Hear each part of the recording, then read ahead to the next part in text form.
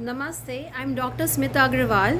Yesterday I had talked about Vedas, about their knowledge, about the intro and how I developed interest in Vedas just because of their scarcity, of just because of their non-availability in the market, generated interest in me to know about Vedas, Rig Ved, Samved, Yajurved and Atharved. So proceeding from yesterday's intro about Vedas, I would like to say Vedas actually teach you about how to live your life ideally. As as all the scriptures do, even if you go in for Shrimad Bhagavad Gita, if you go in for Bhagavad Puran or Upanishad or any other scripture, all of us teach us how to live our life virtuously, how to live our life in an ideal fashion so that our actions, our behavior don't prove to be an obstacle in the life of other people's this thing.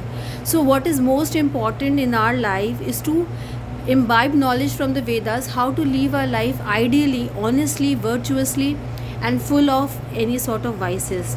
It is only possible when whatever we read, we start implementing it.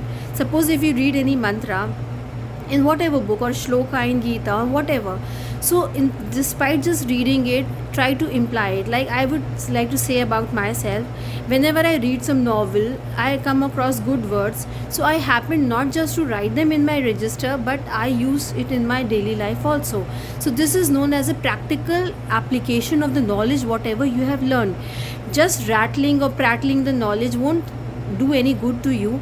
I'd speak to all the saints, all the sons, and all the Mahatmas, whosoever are giving discourses in this world. I say, and then I follow that also. So I would request, even if I am giving you the precious knowledge of Vedas, for which I took entire 3 months to culminate into a small book.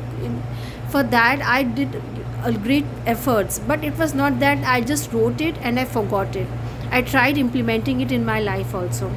So the second and the most important part of any scripture is that how much you imbibe from it rather than just writing it down or speaking about it. It's very easy to speak something. I can speak 10, 150, how many, even lakhs of things. But the point is that unless I don't implement it, there is no point in speaking. Because nowadays I see such pseudo spiritual people, they are speaking knowledge but they're hardly implementing it. So Vedas is all about implementation, and the Vedas primarily also speak about the karmas. Karmas are the highest knowledge which Vedas give. Whatever deeds, whatever acts we do, or whatever karmas we do or we generate in this birth of ours, it definitely gets reflected in some birth or the other, and it definitely has a repercussion on us in some way or the other. So karmic law, as we know, is highly confusing. We don't know in what birth we have done something and what repercussion or what result it is going to bear in this present birth of ours is totally impossible for anybody to ascertain, because this is governed by a very mysterious principle of karmas. So for everybody, we may do a lot of bad things, bad deeds in our life, but we may never know what sort of agony, what sort of misery we are going to undergo in the coming or in the ongoing births. So be very careful, be very mindful about what you do in your present birth, so that your life is facilitated in the coming births.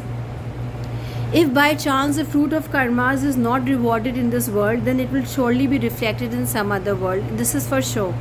So as I said, karmic law is very difficult to judge, is very difficult to adjudge it, but whatever it reflects in our life currently, whatever happiness, whatever sorrows we are having in this life, is all the fruit of what we did in the past.